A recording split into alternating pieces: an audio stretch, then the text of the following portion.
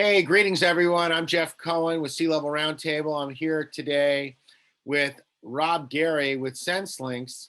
We're going to talk about some FCC communications that have been out.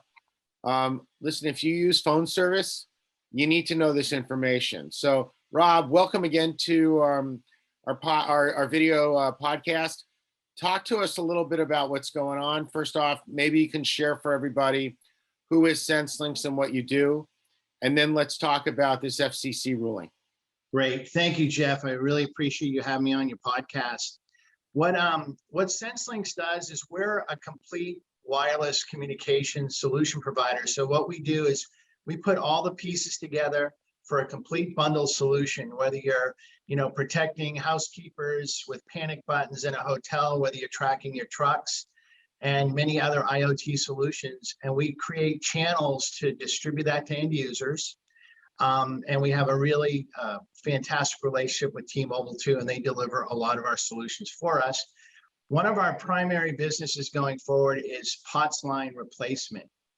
And what's happening is there's actually an FCC forbearance order, which decrees that by August 2nd of 2022, companies that provide plain old telephone service, copper lines, no longer have to provide those, and they'll be going away. So when I talk about POTS lines, Jeff, what I mean is we're talking about the old telephone service that was, created in the late 1800s to make voice calls.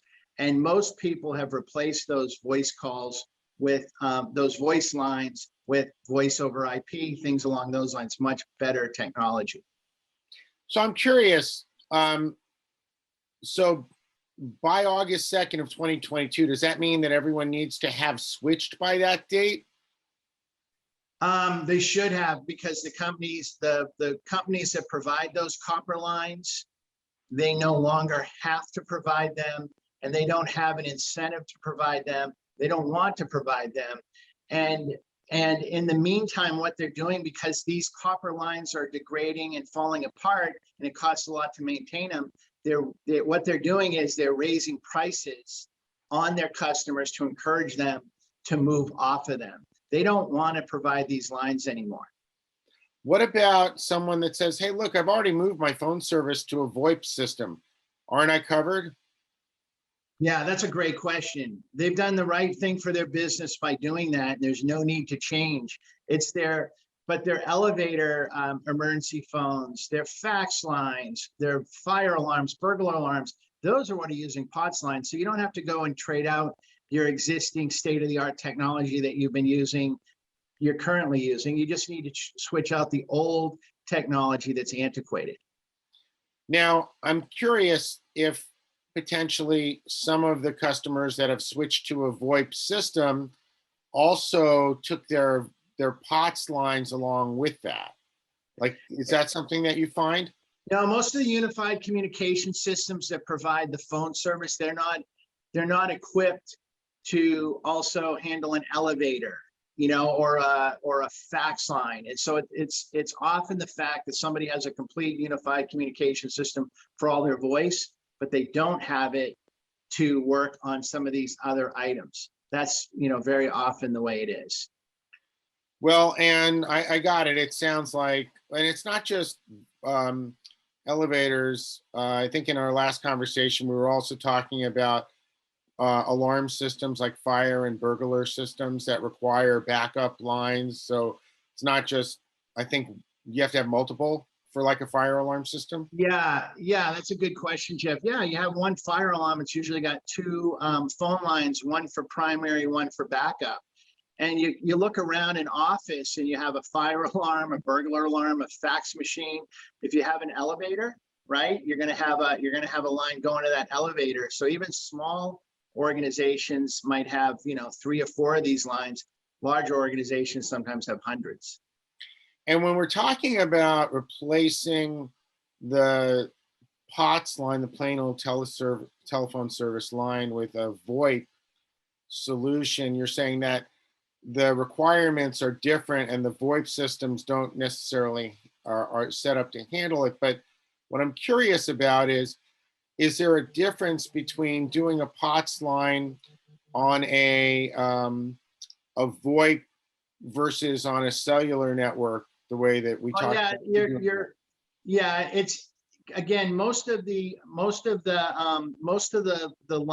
that, the voice over internet, most of those work through a unified communication system.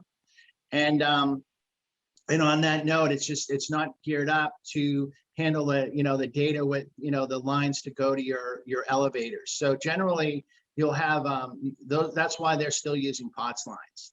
So the wireless will replace the POTS line.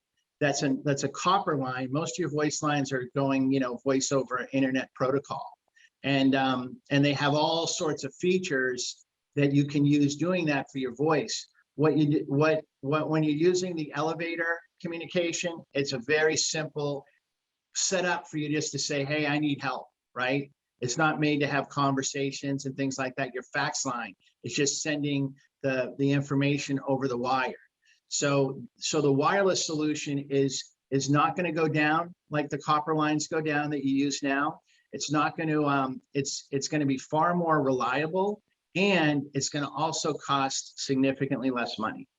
Now, your company doesn't only work directly with end users. You guys work with resellers or some of the companies that are providing VoIP services. Is that correct? Yeah, like some telecom companies and we have big companies and small companies that provide different types of telephone service and data services and internet connectivity services that we can provide a complete white label solution for them to deliver to their customers that they can support. So we can do as little or as much as you need us to do, because we have all the components of the solution. But if you only want certain pieces, even if you just want the application, we can provide that and you can provide the rest. So we're very flexible. And that's why in the reseller channels, we're very popular. So what I'm hearing is that the high value component that you guys are providing is the software.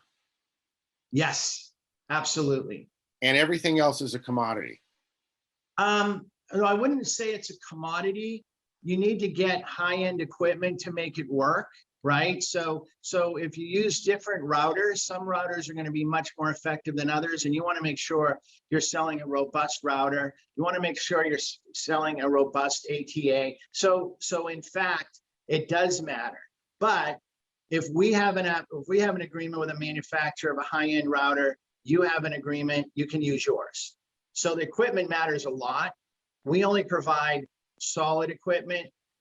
Partners may have the same relationship with, they may be selling the same routers that we sell. So they don't have to buy it from us. That's all that I was talking about. No, that's perfect. I think when I said commodity, I kind of triggered something there, but you've made a really great point in that, it's readily available hardware and components Yes. that are Yes. high quality that you want to be using. And you can continue to work with your VoIP company you're working with. Send them to Rob and his team. And by the way, Rob's contact information is right here on the bottom. And you can reach out to him, or you can put him in touch with your telecom service provider of choice, and they'll be happy to work through them on your behalf. That's awesome, Jeff. Thank you so much for having me today. This has been great. Hey, thanks, Rob, and look forward to the next one. Have a great day. All right, you too, Jeff. Bye.